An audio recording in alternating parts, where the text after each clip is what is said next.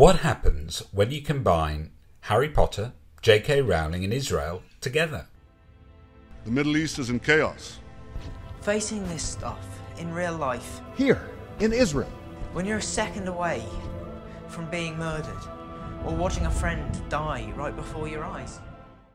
So it would appear there's another shtickler who will put together some Harry Potter clips together with some audio of Israel and come up with a great montage which was all over Facebook this week. I'm afraid the minister will do almost anything to avoid facing that terrifying truth. So according to you, Cedric Diggory dropped dead of his own accord? They have their personal biases at play here. Cedric Diggory's death was a tragic accident. It was murder. Voldemort killed him. You must know that. Hamas, to its eternal shame, did more to deliberately and systematically inflict death, suffering, and destruction than any other terrorist group in history. And the response from nearly every one of the governments represented here has been absolutely nothing. The unintended consequences that would come with war means that we have to do everything we can to try to resolve this diplomatically. Sorry about him. He doesn't understand what it's like. How can you tell people to stop defending themselves? He can't. It's completely unfair. You've done nothing wrong. Also, coincidentally, and just literally at the same time, J.K. Rowling was signing up with 149 other signatories to an anti-boycott divestment campaign ad over in the UK. She basically said that she believed that cultural boycotts singling out Israel are divisive and discriminatory and will not further peace.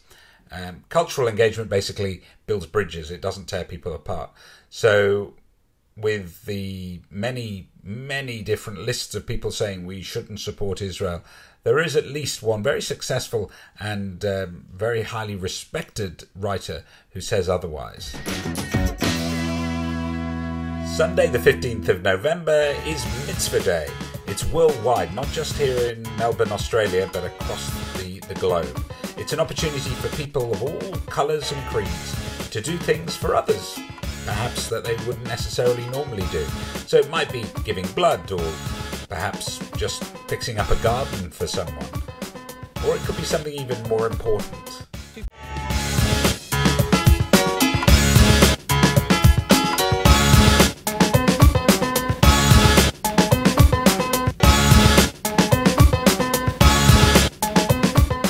It's a long-term investment. It's an impetus for change in individual people's lives. That's how the friendship starts, and the bridges are built.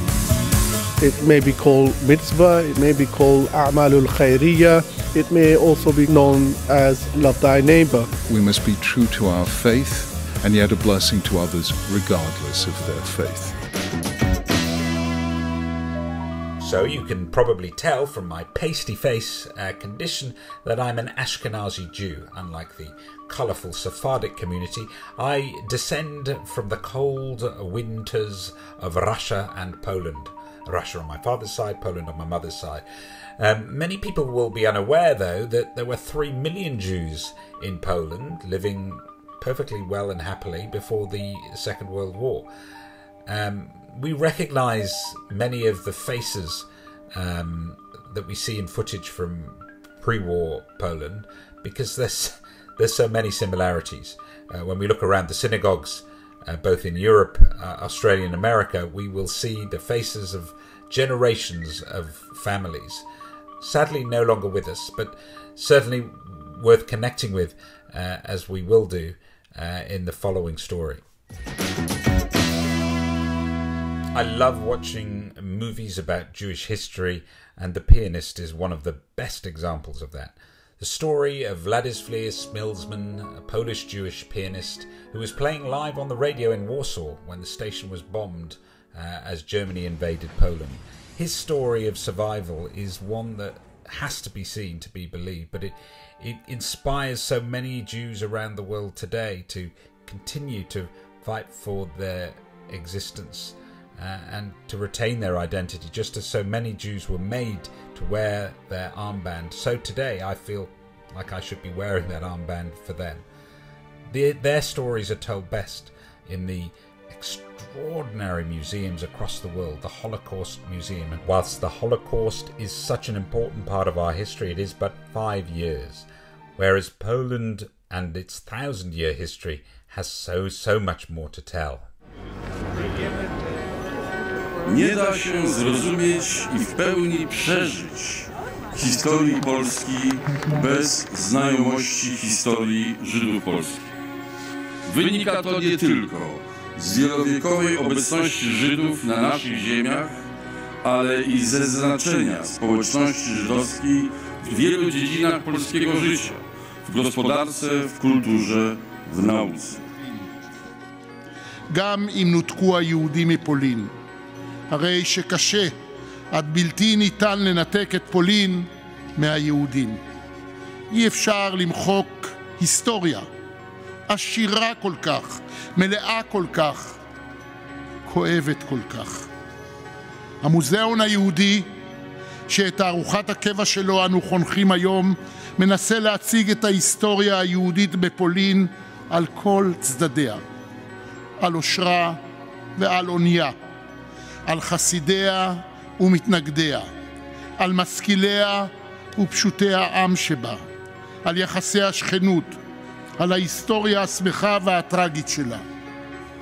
זהו לא מוזיאון שואה, זהו מוזיאון חיים. זהו מקום אשר מנציח את מה שהיה, את מה שכבר לא יהיה, ואת התקווה לעתיד אחר. Jestem całkowicie przekonany, ja jestem pewny,